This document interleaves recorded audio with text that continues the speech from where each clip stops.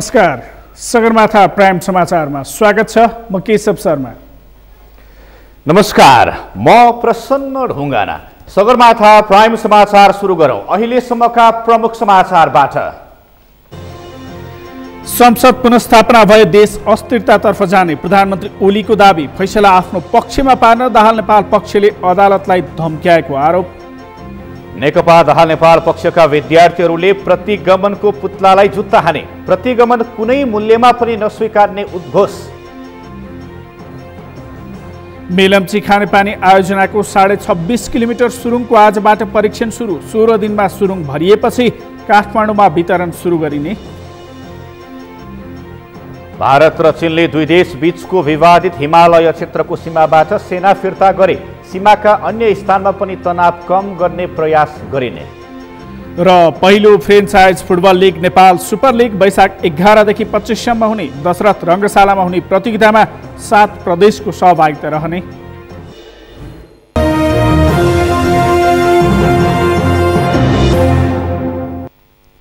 Sagarmatha prime समाचार अब विस्तारमा।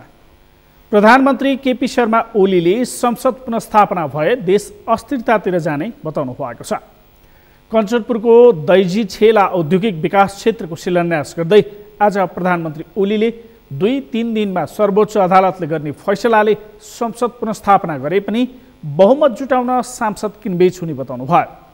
सांसद पुनर्स्थापना जनताको पक्षमा नभएको तर्क दिँदै प्रधानमन्त्री ओलीले दाहाल नेपाल समूहले आफ्नो पक्षमा फैसला आउला भन्दै न्यायालयलाई धम्काउने काम गरिरहेको आरोप लगाउनु भयो।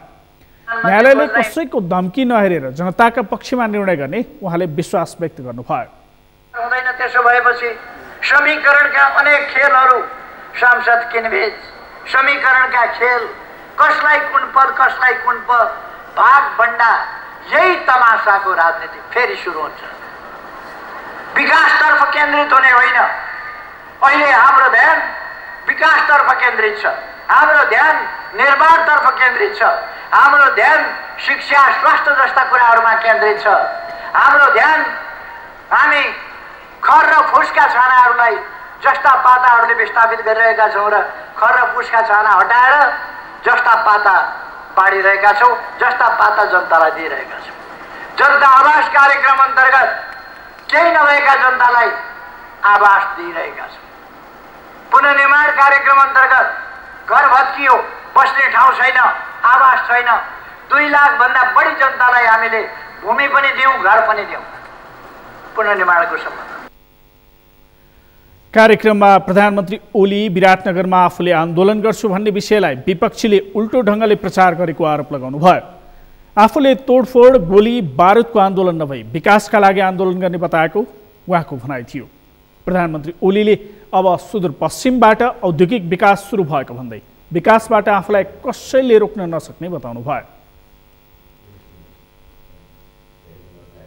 एउटा सानो बिउ रोपेर ठुलो रुख हुन्छ नि, त्यस्तै गरेर मैले सानो बिउ त्यहाँ रोपेँ। बनाउनुहोस् विश्वविद्यालय भनेर। आज विश्वविद्यालयका लागि के गर्नुपर्छ, क्याम्पसहरूका लागि के गर्नुपर्छ, विद्यालयका लागि के गर्नुपर्छ, अथवा मेडिकल कलेज वा मेडिकल युनिभर्सिटी तपाईँहरूले भन्नुभएको छ केटामा, त्यो मेडिकल कलेज मेडिकल युनिभर्सिटीका लागि हामी काम गरिरहेका छौँ। फरक प्रसङ्गमा प्रधानमन्त्री ओलीले बैतडीकी भागीरथीको हत्यारालाई पक्राउ गरेकोमा प्रहरीलाई धन्यवाद दिनुभयो। सो घटनालाई पनि निर्मला पन्तको जस्तै राजनीतिकरण गर्न खोजिए पनि प्रहरीले समयमै ध्यान दिएकाले सफलता पाएको उहाँको भनाइ थियो। अब निर्मलाका हत्यारालाई पनि चाँडै पक्राउ गर्न प्रधानमन्त्री ओलीले निर्देशन दिनुभयो। नेपाल कम्युनिस्ट पार्टी दाहाल नेपाल पक्षका स्थायी कमिटी सदस्य रघुजी पन्तले संसद विघटनको कदम सर्वोच्च अदालतबाट सचिनुपर्ने बताउनु भएको छ। नेपाल दलित मुक्ति सङ्गठनले प्रतिनिधि सभा विघटनको विरोधमा आज काठमाडौँमा गरेको विरोध र्यालीमा सञ्चारकर्मीहरूसँग कुरा गर्दै नेता पन्तले असंवैधानिक रूपमा भएको संसद विघटन सर्वोच्च अदालतको फैसलाद्वारा सचिन सम्भव भएको बताउनु भएको हो। सर्वोच्च अदालतले कसैको जुलुस हेरेर नभई नेपालको संविधान हेरेर फैसला गरी संसद पुनर्स्थापना गर्नेमा विश्वास रहेको उहाँले बताउनु भयो। आजको हाम्रो यो विरोध प्रदर्शन हाम्रो दलित अगुवा साथीहरूको दलित मोर्चाको नेतृत्वमा भएको छ। यो हाम्रो निरन्तर चलिरहेकै आन्दोलनको एउटा अङ्ग हो। अहिले चाहिँ हामीले 28 गते एउटा विशाल प्रदर्शन गऱ्यौँ। त्यसपछि हामीले चाहिँ त्यसको स्पिरिटलाई निरन्तरता दिन हिजो महिला मार्च गऱ्यौँ, आज दलितहरूको छ। त्यस्तै गरी हाम्रो युवाहरूको हुँदैछ। निरन्तर हाम्रो विरोध प्रदर्शन चाहिँ यो फैसला नआएसम्म हाम्रो जारी रहन्छ र आन्दोलनको अर्को चरणको कार्यक्रमको बारेमा पनि हामी छलफल गरिरहेका छौँ। माइतीघर मण्डलादेखि नयाँ बानेश्वर चोकसम्म भएको र्यालीमा प्रदर्शनकारीले संसद पुनर्स्थापनाको माग गर्दै नाराबाजी समेत गरेका थिए। नेपाल दलित मुक्ति सङ्गठन केन्द्रीय सङ्घर्ष समितिका संयोजक दलजित श्रीपालीले संसद विघटन गरी प्रधानमन्त्री ओलीले देशमा अस्थिरता पैदा गरेको बताउनुभयो। नेपाल त्यसपछि जनताको जनबाट समाजवादमा पुग्ने लक्ष्यका साथ हामी अगाडि बढेका थियौँ र अहिले आएर सबभन्दा राजनीतिक दुर्घटना, एक किसिमको दुर्घटना भयो र आफूलाई कम्युनिस्ट तानाशाहको रूपमा उभ्याउन खोज्ने र एउटा विचार विवेक शून्यतामा उभिएर जो केपी शर्मा ओलीजीले जो कदम चाल्नुभयो त्यो अलोकतान्त्रिक, प्रतिगामी, प्रतिगमनकारी छ भन्ने कुरा हाम्रो ठहर छ। त्यसैले गर्दा हामी सडकमा उभिएर के भनिरहेका छौँ भने जनताको साथमा, जनताको शक्तिमा हामी के बोलिरहेका छौँ भने 5 गते जुन किसिमले प्रतिनिधि सभाको भङ्ग गर्यो त्यो पुनर्स्थापना हुनुपर्छ र जनताको अधिकार सुरक्षित हुनुपर्छ, संविधानको सुरक्षित हुनुपर्छ भनेर हामी आवाज दिइरहेछौँ। प्रदर्शनकारीहरूले दलित, भूमिहीन, सुकुम्बासी र अव्यवस्थित बसोबासीको संवैधानिक हक सुनिश्चित गरौँ, समानुपातिक समावेशीकरण तथा धर्मनिरपेक्षताको रक्षा गरौँ, सामाजिक न्यायसहितको समृद्धिको आधार निर्माण गरौँ, प्रतिनिधि सभाको पुनर्स्थापना गरी संविधानको रक्षा गरौँ लगायतका प्ले कार्डको प्रदर्शन गरेका थिए।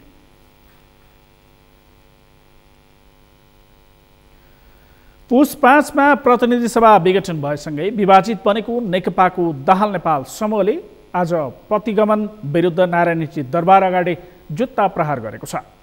5 वर्ष जनताले शासन गर्न दिएको अभिमतलाई प्रधानमन्त्री केपी शर्मा ओलीले अपमान गरेको भन्दै दाहाल नेपाल समूहको विद्यार्थी सङ्गठनले ओली पक्षले शक्ति प्रदर्शन गरेको स्थल नारायणहिटी दरबार अगाडि जुत्ता प्रहार गरेको हो।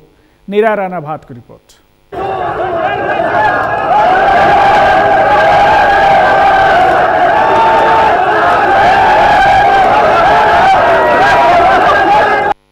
प्रधानमन्त्री केपी शर्मा ओलीको सिफारिसमा राष्ट्रपति विद्यादेवी भण्डारीले गत पुस 5 गते प्रतिनिधि सभा विघटन गरेपछि नेकपाको ओली र दाहाल नेपाल समूह शक्ति प्रदर्शनको होडमा छन्।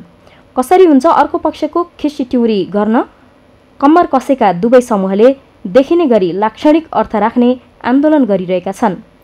दाहाल नेपाल समूह प्रतिगमन विरुद्धको सङ्घर्ष भन्दै 4थो चरणको आन्दोलनमा छ। यो पक्षको विद्यार्थी सङ्गठन अनेरा सुबिउले सोमबार लाक्षणिक रूपमा प्रधानमन्त्री केपी शर्मा ओलीलाई जुत्ता प्रहार गरेको छ। अनेरा सुबिउको दाहाल नेपाल खेमामा आबद्ध विद्यार्थीहरूले ओली समूहले गत पुस 23 मा शक्ति प्रदर्शन गरेको स्थल नारायणहिटी अगाडि जुत्ता प्रहार गरेको छ। प्रतिगमन जनतालाई चाहेको छैन, देशलाई चाहेको छैन। प्रतिगमन कुनै मूल्यमा हामी स्वीकार्दैनौँ र प्रतिगमनका मध्यहरूलाई पञ्च भेला गरेर, पञ्च र्याली गरेर देशलाई तमासा देखाउने होइन। प्रतिगमनलाई सच्याएर जनतालाई विकास चाहिएको छ, जनतालाई समृद्धि चाहिएको छ, जनतालाई सुशासन चाहिएको छ। केपी ओली र तिनका मध्यहरूको पञ्च भेला र प्रहसन हामीलाई चाहिएको छैन। के चाहन्छ भन्दाखेरि प्रतिगमनलाई जुत्ता हान्ने, प्रतिगमनलाई चारपाटा मोड्ने र प्रतिगमनलाई 4 भन्ज्याङ कटाउन चाहन्छ। प्रतिगमनलाई 4 भन्ज्याङ नकटाई प्रतिगमनका मध्यहरू र प्रतिगमनले जे ढङ्गले अहिले यो नेपालमाथि जे ढङ्गले यो प्रतिगमनको सुरुवात गरिराखेको छ यसलाई 4 भन्ज्याङ नकटाई अग्रगमनको सुरुवात हुने स्थिति छैन। यो निष्कर्ष आन्दोलन पहिलो कुरा त हामीले अदालतको सम्मानित सर्वोच्च अदालतको निर्णय कुरि नै राखेका छौँ। त्यसो भएको कारणले नै यो आन्दोलन घनीभूत भइरहेको छैन। जनता सडकमा आउने र आन्दोलनलाई घनीभूत गर्ने तयारी हामीले गरिराखेका छैनौँ। तर सर्वसम्मानित सर्वोच्चको अदालतले हामीलाई के विश्वास छ भन्दाखेरि अहिलेसम्म भएका त्यहाँ बहसहरू एमिक्युरी योको बहससम्म जाँदाखेरि हामीलाई के विश्वास छ भन्दाखेरि संसद पुनर्स्थापना भएर अगाडि जान्छ र त्यसका जनताका जनआकाङ्क्षाहरू पुरा हुन्छन् भन्ने कुरामा हामी विश्वस्त छौँ। प्रतिनिधि सभाको पुनर्स्थापनाको माग गर्दै दाहाल नेपाल समूह आन्दोलित भइरहँदा नेकपाकै ओली समूह भने चुनावी वातावरण बनाउन भन्दै शक्ति प्रदर्शन गरिरहेको छ। ओली समूहले भने वैशाख 17 र 27मा चुनाव हुने भएकाले त्यसको तयारीमा होमिन कार्यकर्ताहरूलाई आह्वान गर्दै आएको छ। अर्को पक्षभन्दा आफू ठिक भन्दै दुवै समूह आफ्ना आमसभामा कसले धेरै मान्छे उतार्ने भन्दै प्रतिस्पर्धा पनि गरिरहेका छन्। यसले कतै मुलुक टकरावतिर जाने होइन भन्ने चिन्ता पनि थपिँदो छ। सगरमाथा समाचारका लागि क्यामेरामा केशव तिमिल सिन्हाका साथमा निरा राणाभाट, काठमाडौँ। नेत्रविक्रम चन्द नेतृत्वको नेकपाका नेता धर्मेन्द्र वास्तोलालाई रिहा भए लगत्तै सरकारले सर्वोच्च अदालतको गेटबाटै पक्राउ गरेको छ। बन्दी प्रत्यक्षीकरणको रिटमाथि सुनवाई गर्दै सर्वोच्चले जेलमुक्त गर्न आदेश दिए पनि प्रहरीले फेरि पक्राउ गरेको हो।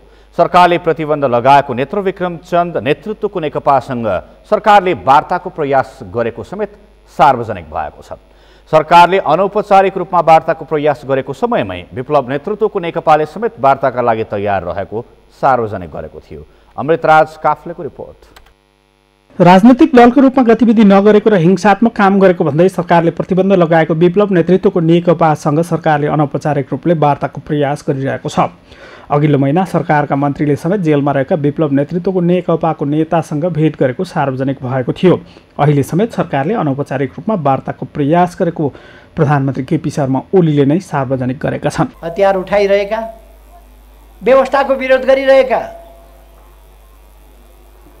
विप्लव समूहका नेता विप्लवले सरकारसँग वार्ता गर्छौँ, हामी वार्ता गरेर समाधानमा जान्छौँ भनेर वक्तव्य निकालेछन्। कतिपयलाई आतंक छ, विप्लवलाई प्रयोग गरौँला कि भनेको त वार्ता गरेर समस्या समाधान गर्छु पो भन्न थाले। यो त देश त साँच्चै हरेक हिसाबले अगाडि बढ्छै क्या हो। सरकारले वार्ताको प्रयास गरेको प्रधानमन्त्रीले नै सार्वजनिक गरेका बेला विप्लव नेतृत्वको नेकपाले समेत सरकारसँग वार्ताका लागि तयार रहेको भन्दै विज्ञप्ति जारी गरेको छ। तर विप्लवले सार्वजनिक गरेको विज्ञप्तिमा सार्वजनिक गतिविधि गर्न पाउने भए वार्ताका लागि सकारात्मक रहेको उल्लेख गरिएको छ। विप्लव र सरकारका बीचमा वार्ताको प्रयास भएको भनिएका बेला सरकारले भने विप्लव नेतृत्वको नेकपाका नेताहरूमाथि धरपकड रोकेको छैन।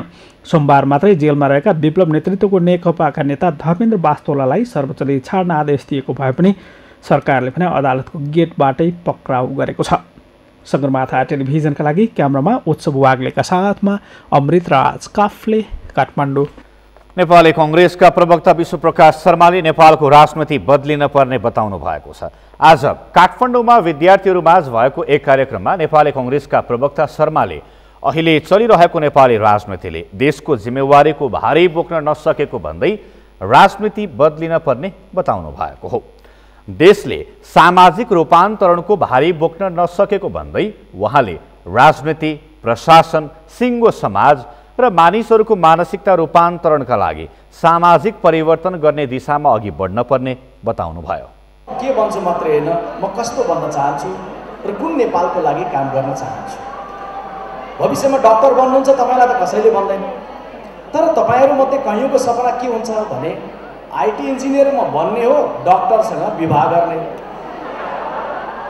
डक्टरसँग विवाह त गर्ने सपना पनि कयौँको हुन्छ। तपाईँले देखे जस्तै सपना त वीरगन्जकी सुनिता यादवले पनि त देख्नु भएको थियो। तर तपाईँहरूलाई थाहा छ नेपाल मैले दुईवटा किन छ भनेको भने डक्टरसँग बिहे नगरे पनि गाउँको सामान्य झुपडीमा बस्नेसँग बिहे गर्ने उहाँको साथी सही सलामत हुनुहुन्छ।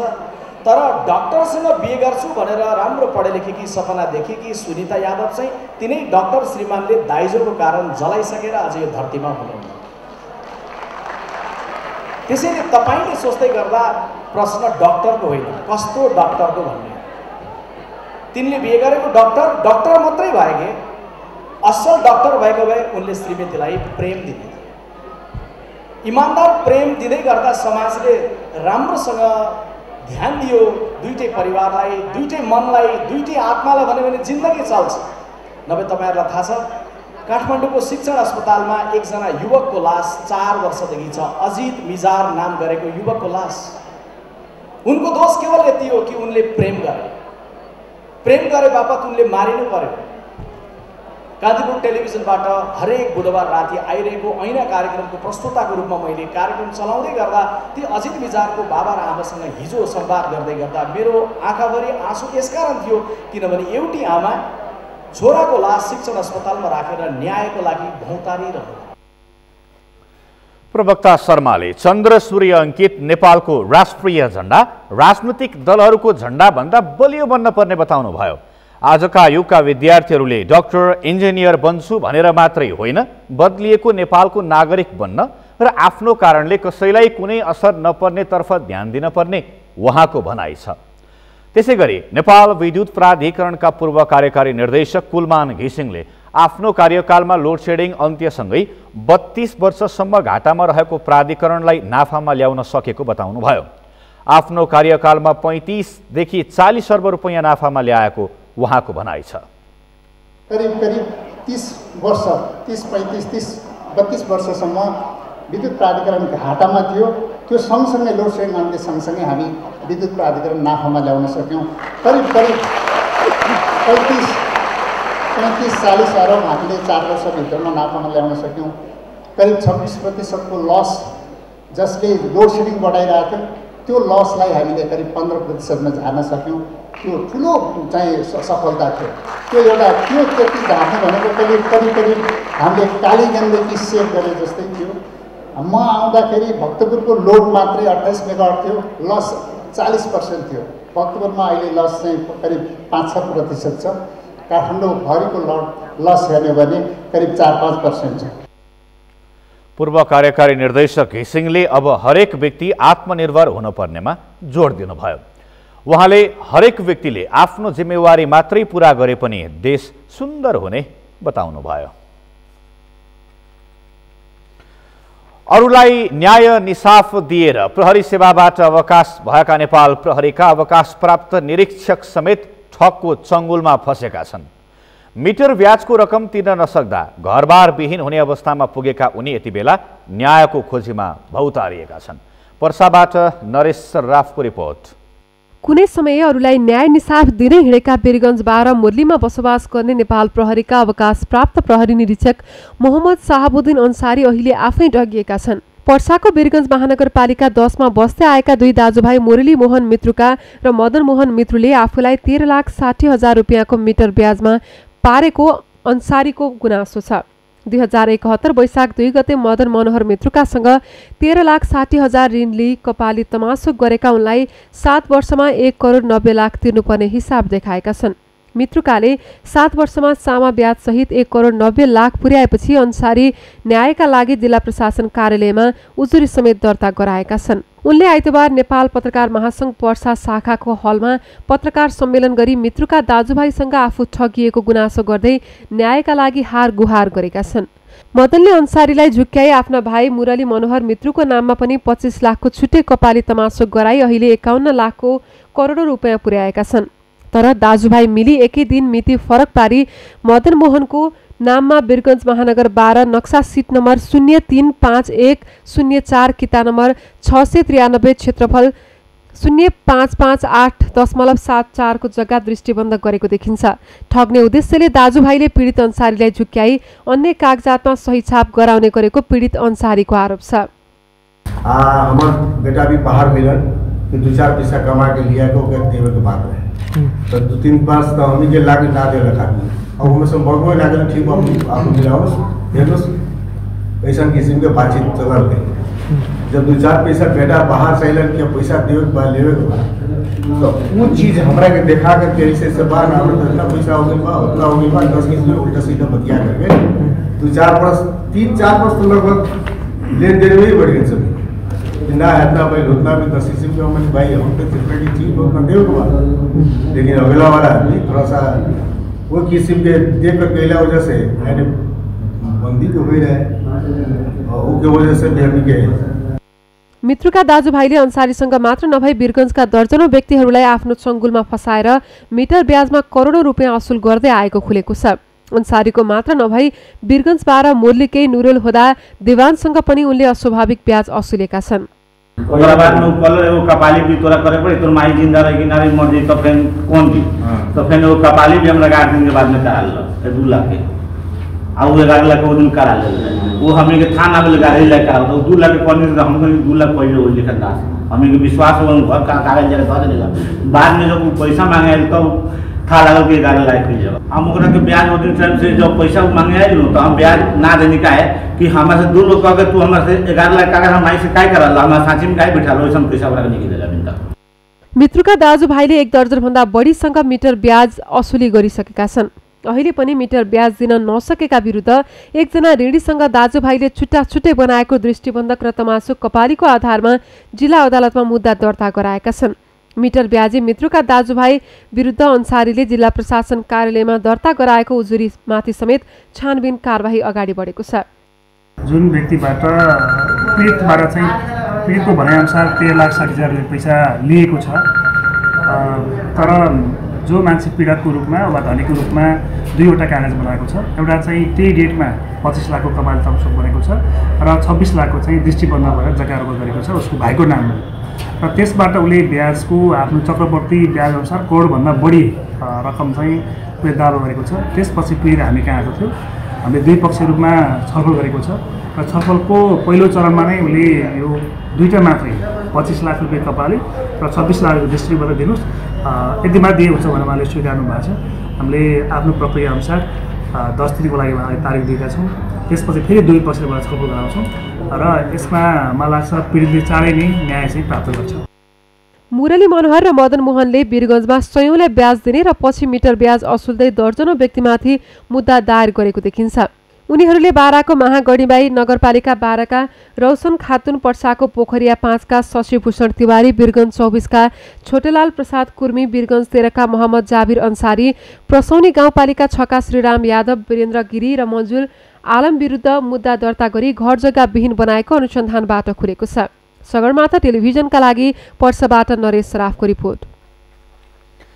सगरमाथा प्राइम समाचारमा पालो भएको छ विश्रामको विश्रामपछि मेलम्ची खानेपानी आयोजनाको 26.5 किलोमिटर सुरुङको आजबाट परीक्षण सुरु। 16 दिनमा सुरुङ भरिएपछि काठमाडौँमा वितरण सुरु गरिने।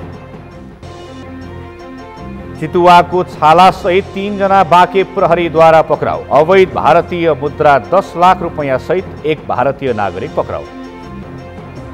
र विश्व सम्पदा सूचीमा परेको ऐतिहासिक तथा धार्मिक स्थल रामग्राम स्तूप ओझेलमा लुम्बिनी विकास कोषले चासो दिन सकेन।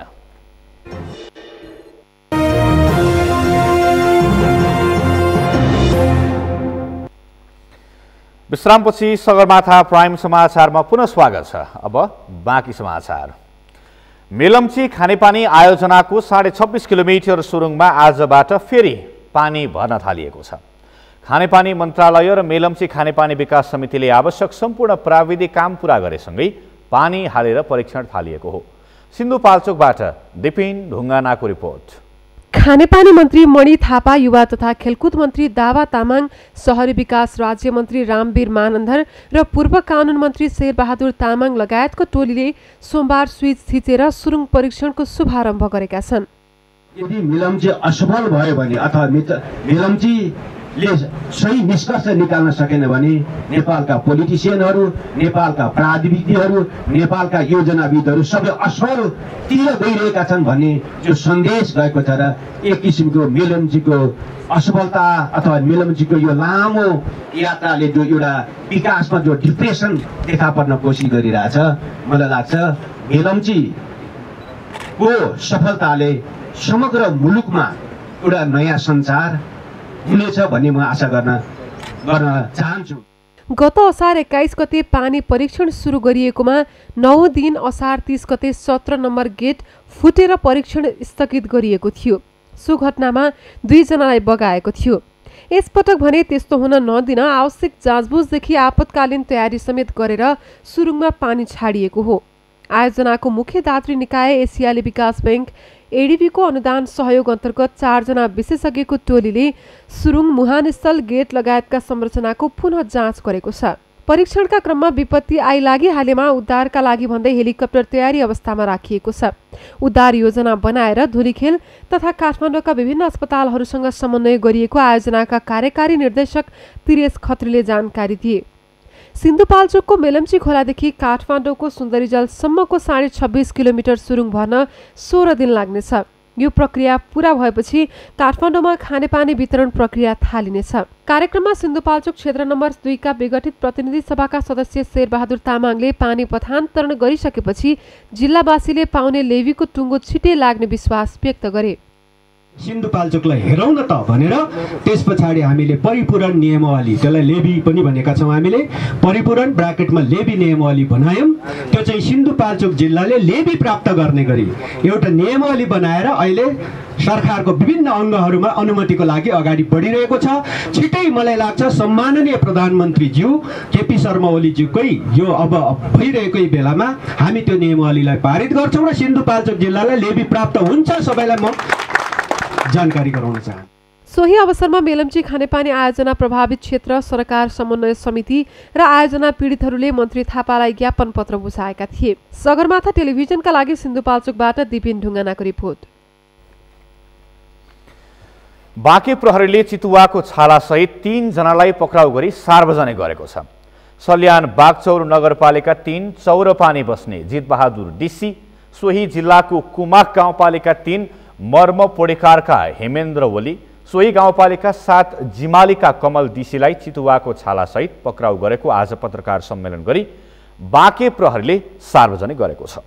बाँकेको राप्ती सोनारी गाउँपालिका हुँदै चितुवाको छाला ओसार पसार भइरहेको भन्ने सूचनाका आधारमा राप्ती सोनारी गाउँपालिका वडा नम्बर 1 कुसुम स्थित सडक खण्डमा शङ्कास्पद देखिएपछि चेक जाँचको क्रममा उनीहरूको तलासी गर्दा जितबहादुर डीसीले बोकेको कालो रङको झोलाभित्र 2 थान चरी बाघको छाला बरामद गरिएको बाँके प्रहरी प्रमुख एसपी ओम राणाले जानकारी दिनुभयो।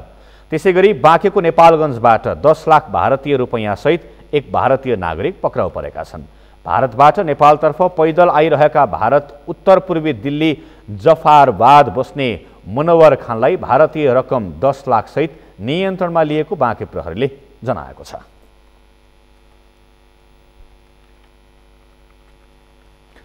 विश्व सम्पदा सूचीमा परेको ऐतिहासिक पुरातात्विक एवं धार्मिक स्थल रामग्राम स्तूपको विकासका लागि लुम्बिनी विकास कोषले चासो नदिँदा ओझेलमा परेको छ। रामग्राम स्तूपको विकासका लागि सरकारले लुम्बिनी विकास कोषलाई जिम्मा दिएको छ, तर कोषले स्तूपको विकासका लागि चासो नदिएको स्थानीयको आरोप छ। नवलपरासीबाट राज चौधरीको रिपोर्ट। विश्व सम्पदा सूचीमा सूचीकृत नवलपरासीको रामग्राम स्तूप ओझेलमा परेको छ। लुम्बिनी विकास कोषले स्तूपको विकासका लागि चासो नदिएको स्थानीयको आरोप छ। 3 तहका सरकार भए पनि स्तूपको विकासका लागि कसैको ध्यान जान सकेको छैन। स्तूपलाई धार्मिक तथा पर्यटकीय क्षेत्रको रूपमा विकास गर्न लामो समयदेखि लुम्बिनी विकास कोषले चासो नदेखाएका कारण यसका लागि छुट्टै रामग्राम विकास कोषको स्थापना हुनुपर्ने रामग्राम पर्यटन प्रवर्धन विकास संस्थाका अध्यक्ष शम्भु प्रसाद उपाध्यायले बताए। यहाँको जो अब पहिला गुरु योजना बन्नुपर्छ, कहाँ कहाँ के बनाउने हो, योभन्दा पहिला हामीले हल्ला मात्रै अहिले आजसम्म सुनिरहेको अवस्था छ कि गुरु योजना बन्यो, तर के बन्यो अहिलेसम्म हामी स्थानीयवासीलाई त्यो विषयमा अनभिज्ञ छौँ हामी भनौँ। र यो पहिला त गुरु योजना बन्नुपर्छ, त्यसपछि गुरु योजना अनुसारको जग्गा अधिग्रहण हुनुपर्छ र जग्गा अधिग्रहण गर्दा पनि उचित एउटा मुआवजा स्थानीयवासीलाई दिनुपर्छ, ताकि जो जसको जग्गा अधिग्रहण हुन्छ त्यो व्यक्ति अन्त गएर एउटा स्थापित हुने किसिमको अवस्था रहोस्। रामग्राम स्तूपमा शान्तिका अग्रदूत गौतम बुद्धको 8 ठाउँमा राखिएको अस्थि धातु मध्ये विश्वमै एकमात्र सुरक्षित स्थान हो। प्राचीन कोलीय राजाले बुद्धको अस्तु ल्याएर कोलीय गणराज्यको राजधानी रामग्राममा राखी स्तूप निर्माण गरेको इतिहास छ। रामग्राम स्तूप ईसापूर्व 500 वर्ष पुरानो अर्थात् आजभन्दा 2500 वर्ष पहिला कोलीय राजाद्वारा निर्मित स्तूप भए पनि यसको प्रचार प्रसार र विकासको काम हुन नसकेको स्थानीयको आरोप छ। 1898 में रामग्राम स्तूपको डाक्टर डब्लु होयल अंग्रेजका विद्वान पत्ता लगाए, तर यसको लागि छुट्टै एउटा कुनै संस्था निकाय नहुँदा यो अहिले ओझेल परेको छ। यसको सरकारी व्यवस्था जस्तो पनि भएको छ। त्यसकारण यसको चाहिँ स्तूपको सरकारले रामग्राम विकास कोष वा समिति बनाएर यसलाई आफ्नो स्वामित्वमा लिएर यसले विकास गर्यो भने यसले राष्ट्रिय अन्तर्राष्ट्रिय पर्यटकहरूलाई आकर्षित गर्नेछ। बौद्ध धर्म यो ऐतिहासिक धार्मिक पर्यटकीय स्थल पुरातात्विक स्थल समेत हो। लुम्बिनी जस्तो कुनै एउटा ऐतिहासिक स्थान हो भने यो धार्मिक पुरातात्विक र ऐतिहासिक स्थान। रामग्राम स्तूपमा कुनै प्रकारको भौतिक पूर्वाधार निर्माण, संरक्षण तथा प्रचार प्रसारको कार्य हुन सकेको छैन। स्तूपको पूजा तथा भ्रमण अवलोकन गर्ने विभिन्न देशका वार्षिक 10,000 बढी बाह्य पर्यटकहरू आउने गर्दछन्। तर यहाँ लज, होटल, खानेपानी, पार्क र प्रार्थना गर्ने लगायतका विभिन्न भौतिक संरचनाको अभावले पर्यटकहरू रात बिताउन भने अन्यत्रै पुग्ने गरेका छन्। भगवान बुद्धको गढमा स्थापना गरी निर्माण गरेको 8 हस्त धातु मध्ये जुन अहिलेसम्म नखोलिएको पवित्र हस्त धातुको रूपमा रामग्रामलाई मानिन्छ। रामग्राम स्तूपमा चीन, Thailand, Vietnam, Japan, Sri Lanka, Korea लगायतका ठाउँबाट मासिक करिब 500 पर्यटकहरू आउने गर्दछन्। गौतम बुद्धसँग सम्बन्धित स्थल बुद्धको जन्मस्थल लुम्बिनी, पण्डितपुर, अस्तु धातु भएको रामग्राम स्तूप, तिलौराकोट, देवदह लगायतका धार्मिक स्थलहरू छन्, जसमध्ये लुम्बिनीको क्षेत्रमा मात्रै ध्यान दिँदा अन्य क्षेत्र ओझेलमा परेका छन्। सगरमाथा टेलिभिजनका लागि नवलपरासीबाट राज चौधरीको रिपोर्ट। रेलमार्ग निर्माणका लागि रेल विभागको टोलीले बारामा अनुगमन गरेको छ। बाराको बकैया खोलाको पूर्वतर्फ टोलीले अनुगमन गरेको हो। त्यस क्षेत्रमा जग्गा धनीलाई जानकारी नै नदिई रेलमार्गको सर्वे गरेको भन्दै स्थानीयले विरोध गरेका थिए। पीडितहरूसँगको छलफलपछि विभागको टोलीले अनुगमन गरेको हो।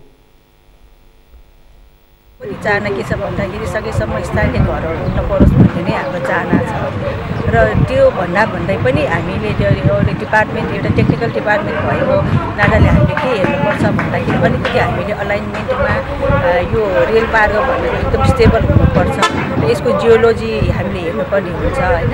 त्यसपछिबाट रेल भनेको रोड जस्तो तपाईँको अलिकति कटमा पनि लान सकिँदैन र ती कुराहरूलाई ध्यानमा राखेर हामीले सकेसम्म चाहिँ नि कम क्षति हुने गरिकन अलाइनमेन्टलाई अगाडि बढाउन हामी कोसिस गर्ने गर्छौँ।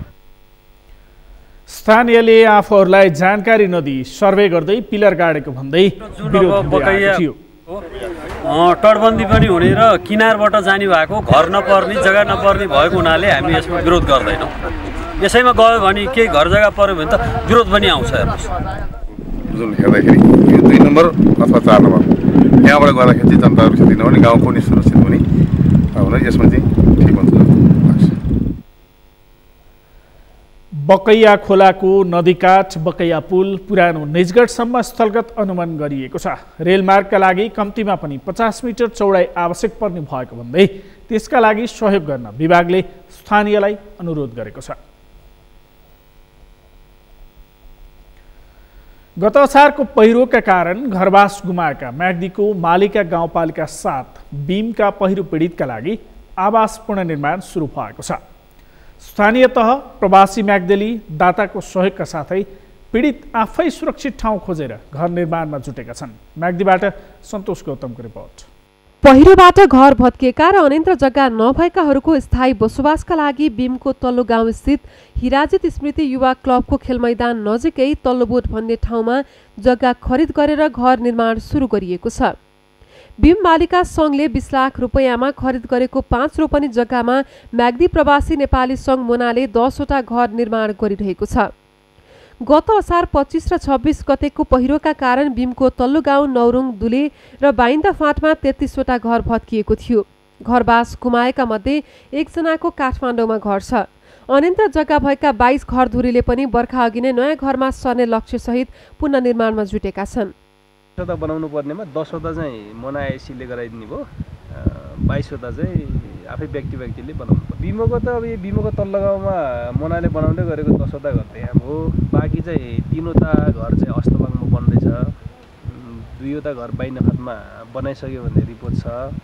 अनि तल लुरुवाङमा 3 वटा घर सुरु गरेका छन्, अर्कलामा 3 वटा घर सुरु गरेका छन्, यतापट्टि टुनिवोट भन्नेमा एउटा घर सुरु गरेका छन्, अनि बाँकीले चाहिँ अब जग्गा व्यवस्थापन गर्दा हामीले वैशाखभित्र बनाउनुपर्छ भनेर। सङ्घीय सरकारले गत महिना हिमाली जिल्लाका पहिरो पीडितहरूका लागि घर पुनर्निर्माण गर्न 5 लाख रुपैयाँका दरले अनुदान दिने कार्यविधि ल्याएको छ। सरकारको अनुदानको आश गर्दा ढिला र झन्झट हुने भएकाले दाताको सहयोगका साथै आफ्नै स्रोतबाट पीडितले घर निर्माण सुरु गरेका हुन्। बीमका पहिरो पीडितको घर पुनर्निर्माण गर्न इन्द्रणी सांस्कृतिक समूहले उपलब्ध गराएको 27 लाख, ओडा कार्यालयको विपद व्यवस्थापन कोषमा सङ्कलन भएको 3 लाख र बीम बालिका सङ्घले 40 लाख रुपियाँ परिचालन गर्ने भएको छ। गाउँपालिकाले प्रति परिवार 1 लाख रुपियाँका दरले अनुदान दिने भएको छ। आफन्त र गाउँका खाली घरमा बस्दै आएका बीमका पहिरो पीडितहरू जति सक्दो छिटो आफ्नै घर बनाएर सर्ने तयारीमा छन्। राम्रो लागेको छ। अब यस्तै अहिलेसम्म अर्काको घरमा बसेको थियो, अहिले यस्तो बढीले यस्तो घर बनाएमा बस्नु धेरै खुसी छ। र अहिले पनि यहाँ यता नौरुङ हाम्रो कति नहुँ। गत वर्ष म्याग्दीमा पहिरोका कारण 31 जनाको मृत्यु र 6 जना बेपत्ता भएका थिए। 81वटा बस्तीमा पहिरोका कारण क्षति भएका 247 र जोखिममा परेका 821 घर स्थानान्तरणका लागि सिफारिस गरिएको थियो। पूर्ण क्षति भएका मध्ये म्याग्दी प्रवासी नेपाली सङ्घ मोनाले जुटाएको 2 करोड रुपियाँबाट बीमसहित जिल्लाभर 40वटा घर पुनर्निर्माण गर्न सुरु गरेको छ। मालिकाको बीममा 10, धवलागिरीको मराङमा 10, धारापानीमा 4, मङ्गला, रघुगङ्गा, अन्नपूर्ण गाउँपालिका र बेनी नगरपालिकामा 4 वटा 3 कोठे घर र 1 वटा शौचालय निर्माण गर्न लागि मोनाले जनाएको छ। सामान्य क्षतिहरू त अब धेरै नै भए। पूर्ण क्षति भएको घरमा त 247 वटा घरको पूर्ण क्षति भएको विवरण हामीलाई जिल्ला प्रशासन कार्यालयले उपलब्ध गराएको छ। र त्यो मध्ये मोनाले आफूले अन्तर्राष्ट्रिय स्तरमा जम्मा गरेको आर्थिक सहयोग लगभग 2 करोड रुपियाँ हामीले जम्मा गरेका छौँ। ती 2 करोड रुपियाँको सेरोफेरोमा रहेर हामीले 40वटा घर म्याग्दी जिल्लामा 247 मध्ये 40वटा घर चाहिँ हामीले पुनर्निर्माण गर्ने भन्ने चाहिँ मोना अन्तर्राष्ट्रिय समितिको निर्णय अनुसार हामीले चाहिँ त्यो घर चाहिँ निर्माण गर्न सुरु गरेका छौँ। पहिरोले सबैभन्दा धेरै क्षति पुगेको धवलागिरी गाउँपालिका 6 मराङका पहिरो पीडितहरूको लागि पनि अस्कारे र राम्चेमा जग्गा खरिदका साथै सम्माउने काम सकिएको छ। अन्य घरवास गुमाएका पीडितहरूको आवास पुनर्निर्माणमा तीव्रताका साथै जोखिमयुक्त ठाउँमा बस्ती स्थानान्तरणका लागि पनि सरकारवालाहरूको ध्यान जानु आवश्यक छ। सगरमाथा टेलिभिजनका लागि म्याग्दीबाट सन्तोष गौतमको रिपोर्ट। हरेक नेपालीको जैविक तथा वैयक्तिक विवरणलाई सुरक्षित रूपमा भण्डारण गर्ने उद्देश्यले सुरु गरिएको राष्ट्रिय परिचय पत्र वितरण कार्य सप्तरीमा आज सुरु भएको छ। पहिलो दिन जिल्ला प्रशासन कार्यालय मातहतको राष्ट्रिय परिचय पत्र व्यवस्थापन कक्षद्वारा आयोजित एक कार्यक्रमका बीच प्रमुख जिल्ला अधिकारी शङ्करहरि आचार्यले 14 जनालाई राष्ट्रिय परिचय पत्र प्रदान गर्नुभएको छ। सो अवसरमा प्रमुख जिल्ला अधिकारी आचार्यले सरकारी सेवालाई छिटो, छरितो र प्रभावकारी बनाउने उद्देश्यले राष्ट्रिय परिचय पत्र योजना ल्याइएको भन्दै राष्ट्रिय परिचय पत्र बाँडिएपछि एउटै कार्डले सबै काम गर्न सकिने बताउनुभयो। सप्तरीमा राष्ट्रिय परिचय पत्र कामकाज 2076 असार 1 गते सुरु भएको थियो, तर कोभिड-19 को जोखिमलाई ध्यानमा राख्दै भदौसम्म स्थगित भएको काम पुनः असोजदेखि अघि बढाइएको छ। जिल्लामा सोमबारसम्ममा राष्ट्रिय परिचय पत्र अभियानका लागि जम्मा डाटा एन्ट्री सङ्ख्या 27,866 पुगेको जिल्ला प्रशासन कार्यालय सप्तरीले जनाएको छ। सगरमाथा प्राइम समाचारमा पालो भएको छ विश्रामपछि। भारत र चीनले दुई देशबीचको विवादित हिमालय क्षेत्रको सीमाबाट सेना फिर्ता गरे। सीमाका अन्य स्थानमा पनि तनाव कम गर्ने प्रयास गरिने र पहिलो franchise football league Nepal super league वैशाख 11 देखि 25 सम्म हुने दशरथ रङ्गशालामा हुने प्रतियोगितामा 7 प्रदेशको सहभागिता रह्यो। अब पालो अर्थ समाचारको। अर्थ समाचारका प्रायोजक हो आफ्नो विश्वास हो त्रिशक्ति सिमेन्ट। पर्यटन व्यवसायीहरूले सबै किसिमका पर्यटन गतिविधिलाई निर्बाध रूपमा सुचारू गर्न दिन सरकारसँग माग गरेका छन्। पर्यटन व्यवसायीहरूका सबै सङ्गठनहरूले आज काठमाडौँमा संयुक्त पत्रकार सम्मेलन गरी सेफ्टी प्रोटोकलका आधारमा सेवा दिने गरी सम्पूर्ण पर्यटन गतिविधि सञ्चालन गर्न दिन माग गरेका हुन्। देशमा सभा, विरोध, जुलुस लगायतका कार्यक्रमहरू दैनिक रूपमा भइरहँदा कोरोना संक्रमणको जोखिम नहुने तर विदेशी पर्यटक नेपाल घुम्न आउँदा जोखिम हुने कुरालाई नमान्ने पर्यटन व्यवसायीहरूले बताएका छन्। पीसीआर र भ्याक्सिन अहिले सुरुवात भइसकेको अवस्थामा त्यसको आधारमा विदेशी पर्यटकलाई नेपाल आउन दिनुस् भनेका छौँ। 5 डेजको क्वारेन्टिनलाई चाहिँ हटाइदिनुस् भनेका छौँ र हामी यो हामीले सिम्पल हिसाबबाट चाहिँ हाम्रो आफ्नो माग राखेका छौँ र सेफ्टी प्रोटोकलको आधारमा हामी आफ्नो सर्भिसहरू दिन्छौँ भनेर एकदम विनम्रतापूर्वक नेपाल सरकारलाई भनेका छौँ। पटक पटक आफ्ना मागहरू सरकारसँग राख्दा समेत सरकारले सुनवाई नगरेको पर्यटन व्यवसायीहरूले गुनासो गरेका छन्। 72 घण्टाको PCR रिपोर्ट लिएर आउने विदेशी पर्यटकहरूलाई अनिवार्य 5 दिन क्वारेन्टिनमा बस्न पर्ने प्रावधान हटाइन पर्ने, अनलाइन र अराइभल भिसा तथा विदेश स्थित नेपाली दूतावास वा नियोगहरूबाट भिसाको व्यवस्था पूर्ववत रूपमा सुचारू हुनुपर्ने, विमानस्थलमा कोभिड जाँच मेसिन राखेर परीक्षण गर्ने व्यवस्था गर्न पर्ने, कोभिड विरुद्धको खोप अग्रपङ्क्तिमा रहेर काम गर्ने पर्यटन व्यवसायी र पर्यटन श्रमिकहरूलाई पनि उपलब्ध गराउन पर्ने उनीहरूले माग गरेका छन्। हरूका हकमा 5 दिनसम्म अनिवार्य क्वारेन्टाइनमा बस्नुपर्ने प्रावधान हटाउनु पर्ने, अनलाइन र अराइभल भिसा तथा विदेश स्थित नेपाली दूतावास वा नियोगहरूबाट भिसाको व्यवस्था पूर्ववत रूपले गराउनु पर्ने, त्रिभुवन अन्तर्राष्ट्रिय विमानस्थलमा कोभिड जाँच मेसिन राख्ने अथवा तोकिएको स्वास्थ्य निकायबाट नमुना सङ्कलन गर्ने। पर्यटन व्यवसायीहरूले कोभिडबाट सबैभन्दा बढी क्षति भएको पर्यटन क्षेत्रका व्यवसायीहरूले अहिलेसम्म पुनर्कर्जा कोषको सुविधा लिन नपाएको गुनासो समेत गरेका छन्। सरकारले राहतका रूपमा कोष निर्माण गरेपछि पहुँच हुनेहरूले मात्रै सुविधा पाएको, तर साना पर्यटन व्यवसायीहरूले अहिलेसम्म कुनै सुविधा पाउन नसकेको पर्यटन व्यवसायीहरूले बताएका छन्। अब पालो खेल समाचारको।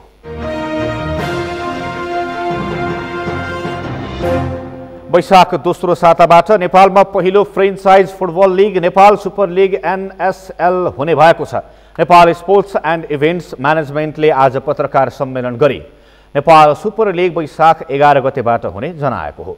त्रिपुरेश्वर स्थित दशरथ रङ्गशालामा आयोजना हुने प्रतियोगिता वैशाख 25 गतेसम्म सञ्चालन हुनेछ। अखिल नेपाल फुटबल सङ्घ एन्फाको प्राविधिक सहयोगमा हुने लिगमा 7 प्रदेशबाट प्रतिनिधित्व गर्ने गरी विभिन्न 7 टिमले प्रतियोगितामा सहभागिता जनाउनेछन्। त्यसका लागि टिम र टिम मालिकको नाम भने 2 साताभित्र सार्वजनिक गरिने आयोजकले जनाएको छ। राउन्ड रोबिन लिगको आधारमा हुने प्रतियोगितामा सहभागी हुने टोलीले स्वदेशी र विदेशी खेलाडी राख्न पाउनेछन्। टोलीमा खेलाडी समावेश गर्न खेलाडीको छनौट अक्सनबाट हुनेछ। अक्सनबाट हरेक टिमले विभिन्न श्रेणीबाट 20 खेलाडी छनौट गर्न पर्नेछ। लिगमा एक टिमले 3 विदेशी खेलाडी राख्न पाउनेछन् भने 2 खेलाडी प्लेइङ सेटमा रहेर खेल्न पाउने आयोजकले जनाएको छ। खेलाडीको श्रेणी एन्फासँगको सहकार्यमा छुट्याइने आयोजकले जनाएको छ। प्रतियोगिताको उपाधि विजेताले पाउने रकम भने पछि सार्वजनिक गर्ने आयोजकले जनाएको छ। नेपाल भलिबल सङ्घ र स्पेनिस खेल पोसाक निर्माता कम्पनी केल्मीबीच प्रायोजन सम्झौतामा आज हस्ताक्षर भएको छ। नेपाल भलिबल सङ्घले आज केल्मी नेपालसँग प्रायोजन सम्झौतामा हस्ताक्षर गरेको हो। सङ्घका अध्यक्ष मनोरञ्जन रमण शर्मा र केल्मीको नेपाल प्रमुख प्रदीप नेउपानेले सम्झौता पत्रमा हस्ताक्षर गरे। सम्झौता अनुसार केल्मीले भलिबल टिमलाई 2 वर्षका लागि प्रायोजन गर्नेछ। सम्झौतासँगै केल्मीले सङ्घलाई 250 वटा भलिबल उपलब्ध गराउनेछ भने केल्मीले महिला र पुरुषका लागि 20-20 सेट ट्र्याकसुट, अफिसियलका लागि जर्सी, खेलाडीका लागि जुत्ता, मोजा, ट्रेनिङ जर्सी आदि उपलब्ध गराउनेछ। प्रायोजन बापत राष्ट्रिय भलिबल टिमले अन्तर्राष्ट्रिय प्रतियोगितामा केल्मी अङ्कित जर्सी लगाउनेछन्। केल्मीले नेपाली राष्ट्रिय फुटबल टोलीको प्रायोजन गरिरहेको छ। यो सँगै हामी सगरमाथा प्राइम समाचारको अन्त्यमा छौँ। अन्त्यमा प्रमुख समाचार फेरि एकपटक। संसद पुनर्स्थापना भए देश अस्थिरतातर्फ जाने प्रधानमन्त्री ओलीको दाबी। फैसला आफ्नो पक्षमा पार्न दाहाल नेपाल पक्षले अदालतलाई धम्क्याएको आरोप। नेकपा दाहाल नेपाल पक्षका विद्यार्थीहरूले प्रतिगमनको पुतलालाई जुत्ता हाने। प्रतिगमन कुनै मूल्यमा पनि नस्वीकार्ने उद्घोष। मेलम्ची खानेपानी आयोजनाको 26.5 किलोमिटर सुरुङको आजबाट परीक्षण सुरु। 16 दिनमा सुरुङ भरिएपछि काठमाडौँमा वितरण सुरु गरिने। भारत र चीनले 2 देश बीचको विवादित हिमालय क्षेत्रको सीमाबाट सेना फिर्ता गरे। सीमाका अन्य स्थानमा पनि तनाव कम गर्ने प्रयास गरिने। र पहिलो franchise football league Nepal super league वैशाख 11 देखि 25 सम्म हुने। दशरथ रङ्गशालामा हुने प्रतियोगितामा 7 प्रदेशको सहभागिता रहने। हौस् त सगरमाथा प्राइम समाचार अहिलेलाई सकियो। तपाईँ समाचार बुलेटिनका साथै सगरमाथा टेलिभिजनका सम्पूर्ण कार्यक्रम www सगरमाथा.tv मा पनि पढ्न र हेर्न सक्नुहुनेछ। साथै युट्युबमा youtube.com/सगरमाथा.tv नेपालमा हेर्न सक्नुहुनेछ। तपाईँ हामीलाई फेसबुकमा पनि facebook.com/YesTV नेपालमा फलो गर्न सक्नुहुनेछ। समाचारको शिखर, नेपालको गौरव, नेपालको पहिलो न्युज च्यानल सगरमाथा टेलिभिजन हेर्दै गर्नुहोला। नमस्कार। नमस्कार।